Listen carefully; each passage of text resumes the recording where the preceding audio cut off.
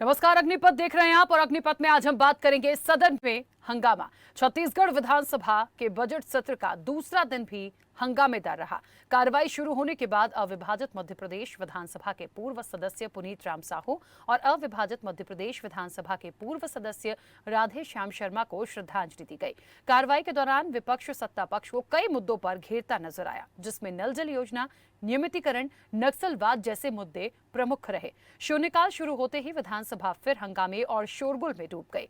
नक्सलवाद और धर्मांतरण के मुद्दों को लेकर पूर्व सीएम डॉक्टर रमन सिंह ने सत्ता पक्ष पर प्रहार किया और इस विषय पर चर्चा करने की मांग की। उधर बीजेपी के बयान पर पलटवार करते हुए संसदीय कार्य मंत्री रविंद्र चौबे ने कहा कि बस्तर में दंतेवाड़ा जेल ब्रेक हुआ, तब सैकड़ों नक्सलियों को छोड़ा गया। उसके बाद भारतीय जनता पार्टी की सरकार कैसे बनी? हमारे 34 नेता महेंद्र कर्मा, नंद कुमार पटेल, विद्याचरण शुक्ला जैसे लोग शहीद हो गए। बावजूद इसके भारतीय जनता पार्टी की सरकार कैसे बनी? क्या इसका उत्तर भारतीय जनता पार्टी के पास है? हम लोग भी आरोप लगाते रहे कि जो हुआ वो भी टारगेट किलिंग था। हमने भी अपने नेताओं को खोया है और भारतीय जनता पार्टी बार बार हुकूमत में आती रही। ये आरोप सत्य साबित हुआ है और इस बारे में बीजेपी को चर्चा करनी चाहिए। केवल नारेबाजी करने से कुछ नहीं होता। कुल मिलाकर बजट सत्र का दूसरा दिन भी हंगामे की भेंट चढ़ गया और जिन मुद्दों पर गंभीरता के साथ चर्चा होनी है वो नहीं हो पा रहे हैं। ऐसे में ये सवाल उठना लाजमी है कि क्या इन 2 दिनों की तरह ही बजट सत्र के बाकी सत्र भी होंगे या वाकई आम जनता से जुड़े मुद्दों पर बात हो पाएगी? चर्चा को आगे बढ़ाएंगे, उससे पहले कुछ प्रतिक्रिया है वो सुनाते हैं। आग्रह किया था इसको मान लिया जाए और आश्चर्य होता है, इतना महत्वपूर्ण विषय जिसमें बस्तर में लगातार हो रही घटनाएं और जिस घटना में न केवल भारतीय जनता पार्टी के 4 हमारे वरिष्ठ कार्यकर्ता शहीद हुए, बल्कि जवानों की भी हत्याएं हो रही है, शहीद हो रहे हैं। इस विषय को लेकर, इतने महत्वपूर्ण विषय को लेकर, जहाँ पे भारतीय जनता पार्टी के प्रदेश उपाध्यक्ष, जिला के उपाध्यक्ष सहित वरिष्ठ भारतीय जनता पार्टी कार्यकर्ताओं की हत्या हो जाती है और ये निश्चित रूप से इस हत्या में शंका भी होता है कि बीजेपी के ही कार्यकर्ताओं को टारगेट करके क्लियर क्यों हो रहा है। इस विषय की हम लोग चर्चा चाहते थे, मगर दुर्भाग्य है कि ऐसी स्थिति छत्तीसगढ़ में पहली बार उत्पन्न हुई जिसमें विपक्ष को बोलने से रोका गया, इस सदन में चर्चा में अवसर नहीं दिया गया। भारतीय जनता पार्टी के कुछ नेताओं की हत्या के बाद उनका ये प्रश्न है, हम लोग पूछना चाहते हैं, बस्तर में दंतेवाड़ा जेल ब्रेक हुआ, सैकड़ों नक्सलियों को छोड़ा गया, उसके बाद भारतीय जनता पार्टी की सरकार कैसे बनी? हमारे 34 नेता महेंद्र कर्मा, नंद कुमार पटेल, विद्याचरण शुक्ल जैसे लोग शहादत को प्राप्त हुए, उसके बाद भी भारतीय जनता पार्टी की सरकार कैसे बनी? इसका उत्तर भारतीय जनता पार्टी के पास है। हम लोग भी आरोप लगाते रहे कि वो भी टारगेट किलिंग था, हमने अपने नेताओं को खोया और भारतीय जनता पार्टी उसके बाद हुकूमत में आती रही, तो ये आरोप तो सत्य साबित होते रहा है ना। तो इस बारे में उनको चर्चा करनी चाहिए, केवल नाराबाजी करके कोई उत्तर नहीं लिया जा सकता।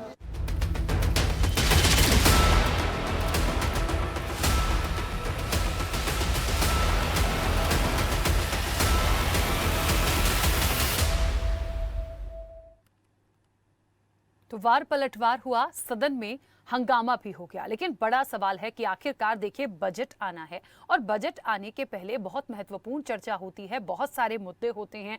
एक कह लीजिए कि पूरा एक डिस्कशन होता है। ये सत्र होता किस लिए है कि जनता से जुड़ी हुई चीज़ों के लिए, समस्याओं के लिए, बातचीत के लिए बात की जाए वहाँ, लेकिन वो नहीं हो रहा। आज भी जो दूसरा दिन था वो आखिरकार कार्रवाई कल तक के लिए टाल दी गई है। और सबसे बड़ी बात कि ये तमाम बातें जो निकली हैं, जो चीजें आज हुई हैं, ये एक मुद्दा हो सकता है, निश्चित तौर पर गंभीर बात हो सकती है, लेकिन बाकी क्या जनता से जुड़ी हुई उन पर बातें क्यों नहीं हो रही हैं और कार्रवाई को आखिरकार स्थगित किया गया? तो इन सब के बीच में क्या जो बजट सत्र की एक पूरी प्रिपरेशन थी, जो प्लान था, जो बातें होनी थी, जो मुद्दे थे, क्या वो ऐसे ही दबे रह जाएंगे? इस चर्चा को मैं आगे बढ़ाऊंगी। हमारे साथ मेहमान जुड़े हैं। सबसे पहले आपका परिचय करा दें। कांग्रेस का पक्ष रखने के लिए शशि भगत हमारे साथ जुड़े हैं। शशि जी, बहुत स्वागत चर्चा में जुड़ने के लिए। बीजेपी का पक्ष रखने के लिए निशिकांत पांडे हमारे साथ जुड़े हैं। निशिकांत पांडे जी, आपका भी बहुत स्वागत है। वरिष्ठ पत्रकार उचित शर्मा हमारे साथ जुड़े हैं। उचित जी, आपका भी बहुत स्वागत है। और स्वदेश न्यूज की एसोसिएट एडिटर मुक्ता पाठक हमारे साथ जुड़ी हैं। मुक्ता जी, आपका भी बहुत स्वागत है। चर्चा की शुरुआत में सबसे पहले शशि भगत जी आपसे ही करना चाहूंगी, और इसलिए भी क्योंकि आज बहुत सारी बातें हुई हैं। रमन सिंह ने भी वार किया, पलटवार रविंद्र चौबे ने किया, लेकिन सिर्फ इन दो लोगों की बातों पे मैं नहीं जाऊं। मुझे लगता है ये इकलौता मुद्दा नहीं था नक्सलवाद को लेके या धर्मांतरण को लेके जिस पर आज पूरा दिन निकल जाना था, फिर वो उसको स्थगित कर दिया गया। बहुत सारे मुद्दे हैं जिन पर बात होना बहुत जरूरी है, लेकिन मुझे बताइए कि जनता को क्या वो चीजें मिल पा रही हैं? रोज हंगामा, क्या पूरा बजट सत्र ऐसे ही निकल जाएगा? कांग्रेस की इच्छा है कि सभी जन कल्याणकारी नीतियों पे एक ठोस चर्चा हो, एक संदेश जाए कि हमको क्या करना है, क्या अच्छा होना हो सकता है। विपक्ष का भी सहयोग की अपेक्षा रखते हैं, लेकिन हो क्या रहा है कि मुद्दा विहीन भारतीय जनता पार्टी उंगली कटा के शहीदों में अपना नाम लिखवाना चाहती है। वो ये चाहते हैं कि तरह तरह के व्यवधान पैदा करके वो लोग आने वाले चुनाव में हीरो बनना चाहते हैं। तो मैं ये कहता हूं कि चर्चा करके, छत्तीसगढ़ के विकास की बात करके इस बात में अडिग रहे कि ये होना चाहिए, तब ठीक है। ये किसी भी तरह से बखेड़ा खड़ा करके ये लोग वॉकआउट कर जाए और सुर्खियों में बने रहे, जनता की नजरों में आ जाए, तो जो कि संभव नहीं है। इनका मूल टारगेट ये है कि हंगामा खड़ा करके जनता को ये बताना चाहते हैं, छत्तीसगढ़ की जनता को, कि हमने आपके लिए लड़ा और ये हमारी बात आपकी बात एक जैसी है, लेकिन हम आपकी मांग को लेके, आपकी बात को लेके इससे वॉकआउट कर दिए। तो ये ऐसा करने से इसका कोई सॉल्यूशन नहीं निकलता। उनको सार्थक बहस में हिस्सा लेना चाहिए, ऐसा मेरा मानना है। कांग्रेस पार्टी प्रजातंत्र पे विश्वास करती है और चाहती है कि सदन व्यवस्थित रूप से पूरा चले। ठीक है, चलिए निशिकांत पांडे जी, कांग्रेस कह रही है हम चाहते हैं सार्थक चर्चा हो जाए, बीजेपी कह रही है हम भी चाहते हैं सार्थक चर्चा हो जाए। दोनों करते वही काम है कि हंगामा हो जाता है और स्थगित हो जाती है कार्रवाई। देखिए, यही प्रोपेगेंडा जो है कांग्रेस पार्टी का चाल चरित्र और चेहरा बताता है। जब आपने नियमितीकरण करके बात कही थी कि हम नियमितीकरण करेंगे, आज चुनावी वर्ष में आप आ गए, आखिरी साल में है, आपने नियमितीकरण नहीं किया। आपने जो जो वायदे किए थे, जैसे शराबबंदी की बात थी, बेरोजगारी भत्ता का बात था, विधवा पेंशन की बात थी, सुरक्षा की बात थी, अपराध का गढ़ बना हुआ छत्तीसगढ़, रायपुर बनी हुई राजधानी चाकू की। आप ऐसी स्थिति में, हम तो आपसे जनता की बात को लेकर चर्चा करना चाहते हैं। शशि भगत जी लोकतंत्र और जनतंत्र की बात कर रहे थे। उन्हीं जनतंत्र की हत्याएं हो रही है हमारे प्रदेश में, उन्हीं जनतंत्र में से बलात्कार हो रहे हैं, और हमारे कर्मठ कार्यकर्ता है उनको टारगेटेड किलिंग किया जा रहा है। उसका हम इनसे जवाब मांगना चाहते हैं। और सबसे पवित्र मंदिर जो विधानसभा का ये है, वहां पे हम इनसे सवाल कर रहे हैं, तो ये हम पे आरोप लगा रहे हैं कि हम जनता की बात ना उठाएं। क्यों ना उठाएं? हमें जनता ने चुना है और उनके हित के लिए जो आपने वायदे किए थे उस पे हम आपसे मांग करते हैं कि आखिर ऐसी व्यवस्था क्यों है। बेरोजगारी भत्ता की बात आपसे बोलते हैं तो आप बोलते हैं कि बेरोजगार है ही नहीं, सीएमआई का आंकड़ा देते हैं, और अभी 26 जनवरी को आप बोलते हैं कि हम बेरोजगारी भत्ता देंगे। किसको देंगे? जब बेरोजगार है ही नहीं प्रदेश में तो किसको देंगे? तो ये चाल चरित्र चेहरा कांग्रेस का बता रहा है। और माननीय भूपेश बघेल जी भ्रष्टाचार में इतने लिप्त हो गए, उनको कुछ दिखाई नहीं देता। नोटों गड्डी के अलावा उनके उप सचिव जेल में है, सौम्या चौरसिया, और तमाम सिंडिकेट 25 रुपए टन के मामले में। अब उस किस नैतिकता से सीएम बने हुए हैं, वो भी एक सोचने वाली बात है और समझने वाली बात है। लेकिन महत्वपूर्ण विषय ये है कि जनता की बात को लेकर अगर भाजपा अगर आपके विपक्ष में खड़ी होकर बात कर रही है, आपसे सवाल पूछ रही है, जल जीवन मिशन में ऐसा आखिर क्यों हुआ कि 1700 टेंडर करने पड़े? आखिर ऐसा क्यों हुआ कि अभी तक घर घर नल का कनेक्शन पहुंचा नहीं? तो आप इसका जवाब देने के बजाय आप ये बोल रहे हैं कि हम लोकतंत्र पर विश्वास नहीं रखते, टारगेटेड नहीं होगा, हम आपसे सवाल भी नहीं करेंगे। हम क्यों नहीं सवाल करेंगे? जब आपको जवाब दिया, आप उस जवाब से संतुष्ट नहीं है, संभाल पाएंगे। उनको निलंबित कर दिया गया। नल जल योजना के तहत जो भी दोषीदार अधिकारी था उसको निलंबित कर दिया गया। शशि भगत जी, मैं आपके आपको बीच इस में नहीं बात बोला। को पता होना चाहिए। शशि भगत जी, मैं आपके बीच में नहीं आप बोला। धर्मान जी जी ये बोलिए। यही तरीका है इनका। देखिए, न विधानसभा में बात करने देंगे, न डिबेट में बात करने देंगे। यही इनका चाल चरित्र और चेहरा है। लोकतंत्र का गला घोटने का तरीका है ये, विपक्षियों का गला घोट के लोकतंत्र के नाम पे पूरे देश के अंदर कैसा गला घोटा जा रहा है, उस बात का आपको भी मुआयना करना चाहिए, देखना चाहिए। भारतीय जनता पार्टी इसके खिलाफ काम करेगी। ठीक है, देखिए मुझे ऐसा लगता है, देखिए निशिकांत जी, मुझे ऐसा लगता है कि यहाँ पर हो या आप सदन के अंदर हो, महत्वपूर्ण ये होता है कि यदि 3 या 4 मुद्दे महत्वपूर्ण हैं, जो 5 या 7 दिन का जो भी बजट सत्र है, यदि उस पर चर्चा होनी है, 2 दिन हंगामा, 3 दिन हंगामा, उसके बाद तो हम उम्मीद करें कि चर्चा हो जाएगी। यहाँ तो होता ही नहीं है। क्यों भाग रही है सरकार? क्यों भाग रही है? तो सरकार कह रही है हम चर्चा करना चाह रहे हैं, आप लोग हम हंगामा करते हैं, आप कह रहे हैं सरकार भाग रही है। हंगामा नहीं, सवाल हम कर रहे हैं, सवालों का जवाब दें। आप याद कीजिए डॉक्टर जी, इसी विधानसभा सत्र में इन्होंने उसके पहले 5 लाख का होर्डिंग लगाया था रोजगार देने का, और इसी विधानसभा में इनको 18,000 का जवाब देना पड़ा। आप समझिए किस कल्पना से बाहर जाके लोग काम कर रहे हैं। 5 लाख और 18,000 में अंतर नहीं है।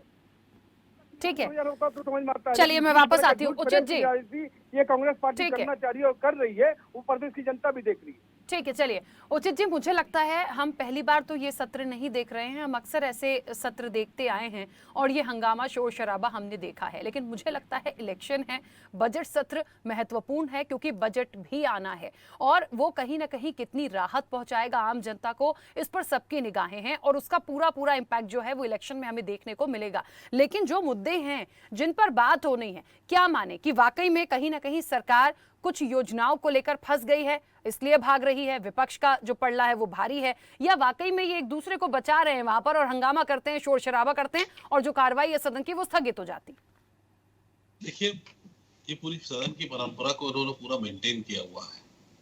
पहले भी इस तरीके के बहुत फ्रूटफुल और बहुत लाभान्वित जनता के आम आवाम की बातें नहीं होती थी, अभी भी वो कंटिन्यू किए हुए, अभी भी नहीं हो रही।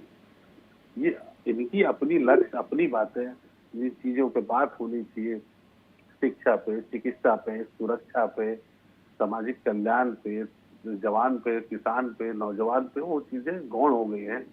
महत्वपूर्ण बातें वो हो गई हैं जो हाइपोथिकेटेड। आप देखिए कि वो टारगेट किलिंग किस बात की? मुझे नहीं लगता कि किसी तरीके के नक्सल अटैक कोई भी सरकार, चाहे पूर्व की सरकार हो, वर्तमान सरकार हो, नक्सल अटैक अपने विरोधियों पे करवाएगी। मुझे नहीं लगता। कोई भी पीएम नहीं चाहता कि उनके क्षेत्र में, चाहे वो अजीत जोगी जी हो, डॉक्टर रमन सिंह हो, भूपेश बघेल जी हो, कि उनके प्रदेश में आप क्राइम बढ़े, नक्सल एक्टिविटी बढ़े, कोई नहीं चाहता। ये इनकी अपनी एक नैसर्गिक ग्रोथ होती, कम या ज्यादा हो सकता है। पुलिस से अगर कोई सुरक्षा में कमी हो रही है तो देखने की बात ये रहती है कि आपका रिस्पॉन्स टाइम क्या है। मुठभेड़ में अगर हम नक्सलियों को पकड़ पा रहे हैं कि नहीं, उनको घेर पा रहे हैं कि नहीं, हमने कितनी कमी लाई वो देखें। शहरी क्षेत्र में अगर किसी तरीके की चाकूबाजी हो रही, छिनैती हो रही, डकैती हो रही, तो हम किसी देर में रिस्पॉन्ड कर रहे हैं, ये महत्वपूर्ण होता है। क्राइम का अपना एक अलग जगह है, क्राइम का एक अपना रेशियो है। वो हमेशा से सालों में इतनी एक घटनाएं हैं, आप देखिए जो पैटर्न है, साल में लगभग 250 से 350 के बीच नक्सली दुर्घटनाएं होंगी। एवरेज देखिए आपकी, जो वहां पे 255-260 मौतें होंगी, शहीद होंगे। ये लगातार पैटर्न आप 10 साल से आप देखिए, 2009 से लेकर अभी तक जो आंकड़े हैं आपको यही निकल के आएंगे। रहा टारगेट किलिंग, ये पॉलिटिकल इशू हो सकता है, वास्तविक चीजों से बहुत परे है। ये नहीं लगता कि भूपेश जी किसी के या सरकार है कोई है वो टारगेट किलिंग करवा रही है, या पिछली सरकार ने भी इसको टारगेट किलिंग के नाम पे कुछ किया हुआ है। ये मुझे नहीं लगता कि इस तरीके की चीजें होनी चाहिए।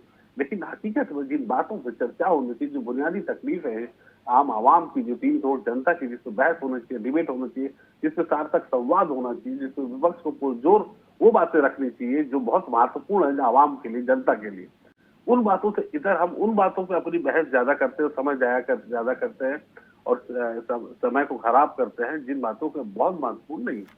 इश्यूज ऐसे किए जाते हैं कि आपने उनको सस्पेंड किया कि नहीं। कल जो इशू हुआ कि राज्यपाल के अभिभाषण को लेकर, कुछ नहीं तो राज्यपाल के अभिभाषण, अब राज्यपाल का अभिभाषण एक परंपरा है, एक नियम है, वो अपने मुखिया होने, प्रदेश के मुखिया होने के नाते वो अपनी बात रख सकते हैं।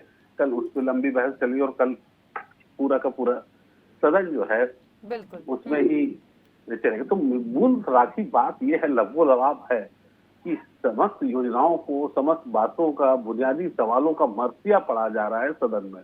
ठीक है, और जिन चलिए। चीजों की और डिस्कस होना चाहिए उससे इतर जा रहे हैं हम। ठीक है, चलिए वापस आऊंगी। मुक्ता जी, मुझे लगता है हमने पहला दिन भी देख लिया, दूसरा दिन भी देख लिया, और 6 तारीख को बजट होना है। मुझे लगता है कि महत्वपूर्ण है, लेकिन वही बातें रोज रोज हो रही हैं, और कहीं ना कहीं ये ऐसा लगता है कि दोनों के पास अपने अपने पॉइंट है एक दूसरे को घेरने के लिए। उसी पर बहस शुरू होती है, कार्रवाई को स्थगित कर देते हैं, करना कुछ नहीं है। ये छत्तीसगढ़ की यदि मैं बात करूं, उसके लिए क्या वहां की जनता के लिए ये ठीक?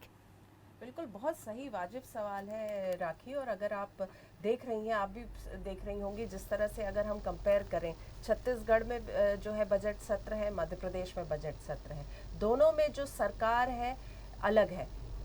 छत्तीसगढ़ में कांग्रेस है, यहाँ मध्य प्रदेश में बीजेपी है, ऑपोजिशन अलग अलग है। और आप लेकिन दोनों के अगर वर्किंग या मोडस ऑपरेंडी देखेंगे तो दोनों ऑपोजिशन पार्टी का एक ही है। मध्य प्रदेश में लगातार कांग्रेस हंगामा कर रही है सत्र को। कल हमने देखा बजट में भाषण के दौरान कंटिन्यूस प्रदर्शन, वॉकआउट, टोका टाकी। कल हमने देखा छत्तीसगढ़ में राज्यपाल के अभिभाषण के समय जो है बीजेपी जो अपोजिशन पार्टी है उसने वही किया। तो और आज हम देख रहे हैं यहाँ पे मध्य प्रदेश में विधानसभा में हंगामा हो रहा है, वहाँ हम छत्तीसगढ़ में देख रहे हैं वहाँ भी हंगामा हो रहा है। दोनों के लिए बजट सत्र इम्पॉर्टेंट है विधानसभा के लिए, क्योंकि ये चुनाव से पहले चुनाव के जो है, अब चुनाव है नवंबर में दोनों ही राज्यों में, और ये आखिरी बजट है, ये जनता के लिए इम्पॉर्टेंट है। जनता के इश्यूज हैं जो आप कह रही हैं, लगातार बहुत सारे इश्यूज हैं जो उठाती है, जो क्वेश्चंस प्रश्नकाल के दौरान आते हैं, उसके लिए समय नहीं है, क्योंकि ऑपोजिशन पार्टी यहाँ पे कांग्रेस और वहाँ पे बीजेपी दोनों एक ही तरीके से काम कर रही है, सदन को नहीं चलने दे रही है, और अपनी बात इस तरीके से पहुंचाना चाह रही है जनता तक कि देखिए हम आपके मुद्दों को लेकर सदन नहीं चलने दे रहे हैं, हम कितने जागरूक हैं, हम आपके लिए चिंता कर रहे हैं। लेकिन मैं जो कहना चाह रही हूँ, यही कहना चाह रही हूँ कि दोनों ही ऑपोजिशन पार्टी, यहाँ पे कांग्रेस वहाँ बीजेपी, एक ही तरीके से काम कर रही है। इस बीच में अहम सवाल है जो आप पूछ रही हैं कि जनता का क्या, जनता के जन कल्याण योजनाओं का क्या, उसके जो मुद्दे हैं उनका क्या, ये बहुत एक बड़ा सवाल है। एक चीज़ और है मुक्ता जी, यहाँ पर ये हम यदि पूरे बजट सत्र को देखें, ये हमने हमेशा देखा है इम्पॉर्टेंट होता है, बहुत सारी प्लानिंग्स होती हैं, और इस बजट सत्र की जो चर्चाएं होती हैं उसमें हम सोचते हैं कि जनता से जुड़ी बहुत सारी बातें आएंगी, और वो निकलकर एक बजट जब आएगा तो हमें लगेगा कि उनको क्या मिला। लेकिन यहाँ ऐसा नहीं लगता कि सारी प्लानिंग शायद पहले से हो गई होती है, ये एक फॉर्मेलिटी टाइप करना है कि हम ये दिन निकाल दें या उससे पहले ही हम खत्म कर दें, हमारी तो प्रिपरेशन है, हमें जो देना है हम वही देंगे जनता को, हम क्यों एक दिखावा करें। बिल्कुल सही आप कह रही है। देखिए विधानसभा आजकल हम जो पिछले कई सालों से देख रहे हैं एक ही पैटर्न में चल रही है। सत्र बुलाए जाते हैं, बहुत कम दिन के लिए चलते हैं और वो स्थगित कर दी जाती। चाहे अगर हम मध्य प्रदेश की बात करें, बहुत सारे वहाँ पे सिटिंग्स होने होते हैं लेकिन कम दिन में स्थगित की जाती है, टेबल हो जाते हैं विधेयक और वो एक्सेप्ट कर लिए जाते हैं। तो एक तरह से हम देख रहे हैं जो एक पहले जो परंपरा थी विधानसभा, जो उसकी जो नंबर ऑफ सिटिंग्स थी वो चलती थी, विधायक मौजूद रहते थे सदन में, सार्थक बहस होती थी, प्रश्नकाल, ध्यान आकर्षण, बहुत ध्यान। आजकल आप देखेंगे, जैसे मैं अगर मध्य प्रदेश की बात करूं तो मध्य प्रदेश में जब प्रश्न जो रेज किए जाते हैं, वो प्रश्नकाल में जब पूछे जाते हैं तो उसके उत्तर जो होते हैं कि जानकारी एकत्रित की जा रही है, और ये प्रश्न आप किसी भी साल पूछे तो जानकारी एकत्रित ही होती है। ऐसे बहुत उदाहरण है कि जानकारी एकत्रित इतने सालों से हो रही है, और यही चीज हम देख रहे हैं छत्तीसगढ़ में भी हो रही है। अभी बजट सत्र बहुत इंपॉर्टेंट है, राज्यपाल का अभिभाषण है, उस पर चर्चा होती है, बहुत लंबी चर्चा होती है कि क्या उन्होंने कहा, और ये तो हम देखते हैं वो चर्चा भी बहुत सार्थक नहीं हो पाती। बजट जो भाषण है वो उस पे जो है चर्चा नहीं हो पाती। सब चीज एक फॉर्मेलिटी के रूप में हो गया है। बिल्कुल ठीक बात है। शशि भगत जी, मुझे ऐसा लगता है यदि नल जल योजना की बात कर लें या हम नियमितीकरण की बात कर लें, यदि विपक्ष को कहीं इन मुद्दों को लेकर परेशानी है, इन योजनाओं को लेकर परेशानी है, और देखिए बिल्कुल सही बात है, जनता से जुड़ी हुई है, तो उस पर यदि जो भी जवाब देना है वो दे दें। यदि पूरा नहीं हो पाया है काम, उसको स्वीकारने में मुझे नहीं लगता कोई गलती है। बीजेपी ने भी तो अपने शासनकाल में बहुत सी ऐसी योजनाएं होंगी जिस पर पूरा काम नहीं किया होगा, लेकिन हंगामा ना होके सही सार्थक चर्चा तो हो। आमंत्रित करते हैं भारतीय जनता पार्टी के सम्मानित विधायकों को, लेकिन इनने तो हंगामा खड़ा करना मकसद बना लिया है। क्या है कि जैसे बोलते हैं टारगेट किलिंग हो गया। मैं एक बात कहता हूं, 34 हमारे फ्रंटल लीडर्स जो कुछ साल पहले शहीद हो गए थे। तो क्या उन शहीद होने के बाद फिर बीजेपी की सरकार बनी? उसके पहले एक और मर्तबा हुआ था, बस्तर में जेल ब्रेक हुआ था। वो जेल ब्रेक के दरमियान जेल ब्रेक हुआ, उसके बाद फिर बीजेपी की सरकार बनी। तो मैं ये कहता हूं कि क्या उस समय भारतीय जनता पार्टी ने टारगेट किलिंग किया था? और यदि इस तरह की बात थी तो उस समय भारतीय जनता पार्टी के लोग जो सरकार में बैठे हुए थे, तो क्या इनका काम नहीं बनता था कि आज जैसा ये लोग हंगामा खड़ा कर रहे हैं एक छत्तीसगढ़ की जनता के लिए और छत्तीसगढ़ के नेताओं के लिए नहीं कर सकते थे? ये केवल एक मकसद बना के चले हैं कि किसी भी सूरत में हमको हंगामा खड़ा करना है और सामने लाना। मैं एक बात कहता हूं बड़ी तथ्य के साथ, धनीराम पुजारी जी के सुपुत्र जो पूर्व विधायक चित्रकूट के रहे हैं, उनका बेटा जगत पुजारी 5 लाख का इनामी नक्सली को ट्रैक्टर सप्लाई करते हुए पकड़ा गया था। उन्होंने बाइक सप्लाई की थी उनने, और बताओ 200 बाकी टाकी सप्लाई करने की बात उसने वो कर रखी थी। ये जो सारी चीजें हैं, ये फीडबैक किसने किया? खाद और बीज किसने दिया? गलत चीजों को बढ़ावा दोगे, आप बबूल लगा के आप करोगे, आम के अपेक्षा तो नहीं पा सकते। आप इस बात को समझिए। सोहन पटाई जी का पीए पकड़ा गया था नक्सली वाले मैटर में, वो कहां गए थे? राम विचार जी ने चंदा देते हुए उसकी रसीद पकड़ी गई थी। लता उसेंडी और ये विक्रम उसेंडी, एक चौधरी जी है, मैं भी कोई सुब्रांशु चौधरी जी, उनकी किताब में लिखा हुआ था इनके घर नक्सलाइट लोग खाना खाने आते थे। और गुट्टा राम जी को, कश्यप को किसने छुड़ाया था? ये सारी चीजों को आप याद करिए आदरणीय प्रवक्ता जी। और मैं ये बात स्पष्ट रूप से कहना चाहता हूं, कांग्रेस पार्टी किसी भी व्यक्ति की हत्या तो दूर की बात, हत्या के लिए कल्पना नहीं कर सकते। कांग्रेस पार्टी हमेशा वासुदेव कुटुंबकम की भाषा में चलती है, बाबा साहब अम्बेडकर के संविधान के अनुरूप चलती है, उस पर चलना चाहती है। शशि भगत जी, ठीक है, मैंने पूछा कुछ था पर आया कुछ और। अब मुझे बहुत संक्षेप में बता दीजिए कि जो बात मैंने बोली, चाहे नल जल हो, नियमितीकरण हो और जो मुद्दे हैं, उस पर अगले दिन बात हो पाएगी, मैं उम्मीद करूं? नहीं, बिल्कुल उम्मीद की दुनिया पे तो पूरी विधानसभा टिकी हुई है, सब लोग टिके हुए हैं। तो सब लोग टिके हैं तो शोर शराबा हो जाता है। ठीक है, आप चर्चा करेंगे। निशिकांत पांडे जी, अब उन सवालों को उठाइएगा, उस पर जवाब मिलेगा। आप सही से करेंगे? बिल्कुल करेंगे, हम जन कल्याण की ही बात कर रहे हैं सर। ठीक है, क्योंकि समय हो गया है, मैं बहुत ज्यादा, मुझे रोकना होगा, समय हो गया है। लेकिन अगली चर्चा लगातार, क्योंकि हम रहते हैं इस चर्चा में, फिर बजट पे बैठेंगे और मैं देखूंगी हंगामा होता है कि नहीं होता है। फिलहाल समय हो गया है। आप सभी का बहुत शुक्रिया इस चर्चा में जुड़ने के लिए। सदन में हंगामा हमेशा होता आया है, लेकिन लगातार हो रहा है। महत्वपूर्ण यह है कि जनता से जुड़े हुए मुद्दों पर कब सार्थक चर्चा होगी, ये बड़ा सवाल है। फिलहाल दोनों ही दल के जो दिग्गज हमारे साथ बैठे, उन्होंने ये वादा किया कि अब हंगामा नहीं होगा, हम बात करेंगे। देखते हैं क्या होता है। फिलहाल चर्चा में इतना ही, दीजिए इजाजत, नमस्कार।